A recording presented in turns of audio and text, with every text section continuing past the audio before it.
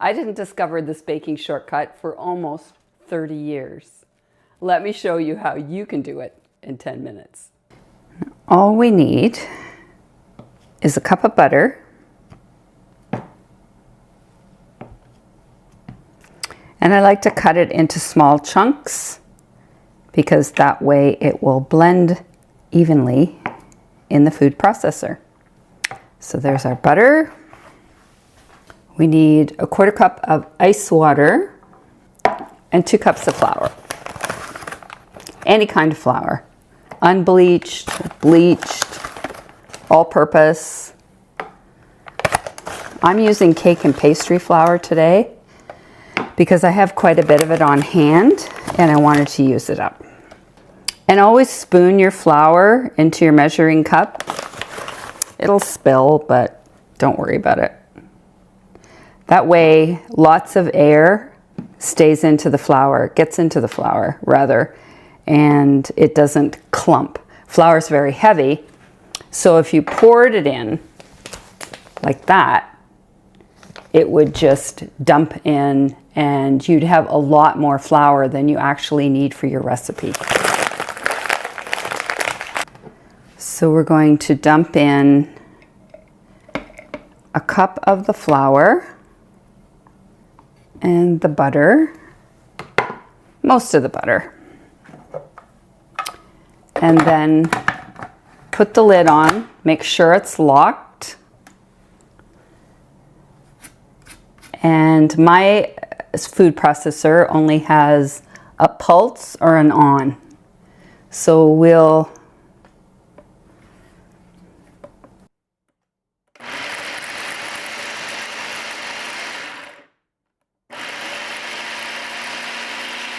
and you can see how the butter is starting to mix into the flour.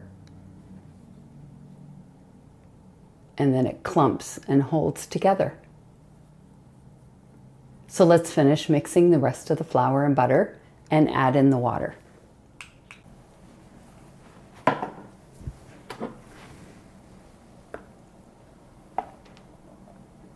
Oops.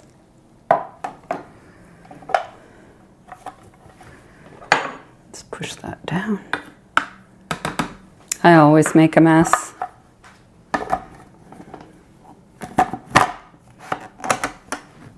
Make sure that's locked. And now we're going to pulse and add the water through the chute.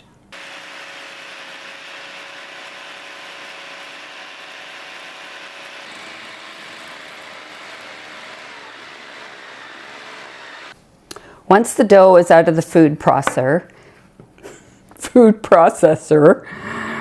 I usually put a little bit of flour on my pastry mat. This is a great pastry mat, and I'll put a link in the description. It's by Dough Easy, and if you Google them, you can see that they developed this mat especially for rolling out pastry and cookie dough. So here we've got our pie crust, lovely and soft. And this is enough pie crust for 2 pie shells. So what I'm going to do is just cut it down the center. I'm hoping that's the center.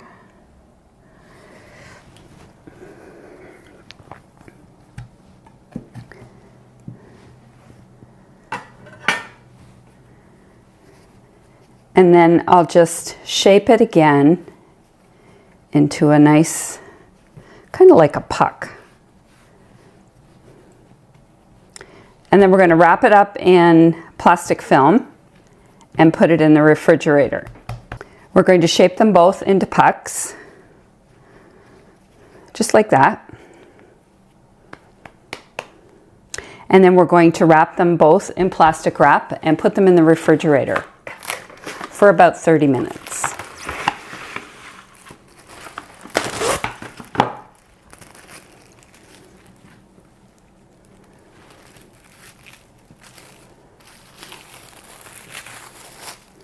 And if you've watched my other pie crust video, where I blend the pie crust by hand using a pastry blender. This is the exact same step.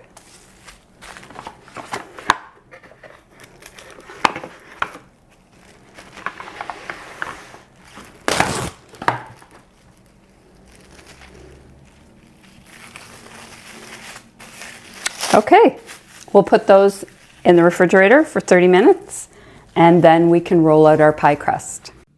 Grease your favorite pie plate before we get ready to roll out the pastry.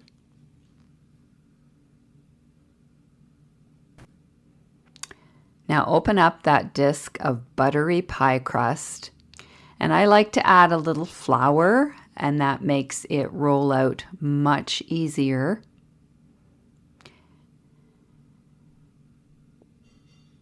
And just spread it on top of the pastry mat and make sure that the disc of dough is fully covered. And you can just soften it a little in your hands because it's been in the refrigerator. Okay, we're all ready.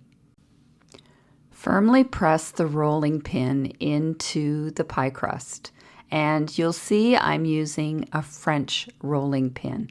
And I'll put a link in the description below if you wish to purchase one. They're really great. No handles, easy to use, and I find that you get a much more even roll. Now here I'm showing you the edges because I don't want the pie crust to get too thin. So we want to focus on the outside to make sure that the middle of the pie crust doesn't get too thin. An easy trick to get your pie crust into the pie plate is just to roll it over your rolling pin, just like that. It's really easy. And then lay it on top of your greased pie plate. You can see I used butter here, but you could also use baking spray if you wish. And sometimes you just have to move it around a little bit to get it centered into the pie plate. And just gently press the bottom. That looks great. So now we're going to flute the edges. And in order to do that, you want to roll the excess pie crust underneath the edge, and so that it just rests nicely on the pie plate, just like that.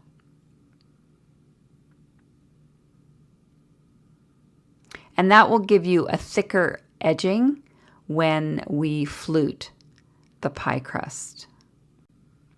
Okay, that looks great.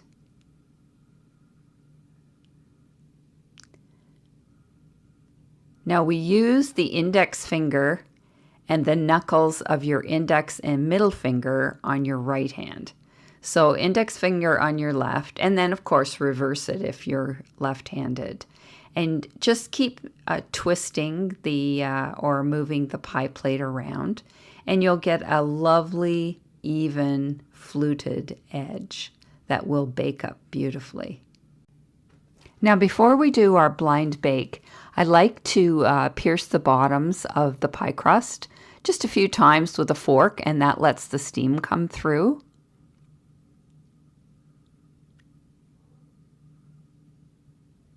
And I also like to give the edges of the pie crust a little bit of an egg wash, and that will help the fats and the pastry turn a lovely golden color. Now to blind bake the pie crust, put some parchment paper in the bottom of the pastry shell, just like that, and make sure it has quite a large edge around it, because you're going to need to pull that out once it's partially baked. And then we're going to fill it. Now I had some white beans left over, but I didn't have enough. So I put white beans in the bottom of the pie shell. And then I also added some brown rice. Just some dry brown rice. All we're trying to do here is give some weight to the parchment paper, just like that. And then we're going to bake it in the oven at 375 Fahrenheit for 15 minutes. Remove the parchment paper very carefully and then put the pie shell back in the oven for another 10 to 15 minutes until it's golden. Now let's look at this blind bake pie crust. Beautiful golden brown, lots of lovely flaky layers, and it's ready for our next pie recipe. Make sure you keep watching and enjoy this next recipe that YouTube has picked for you.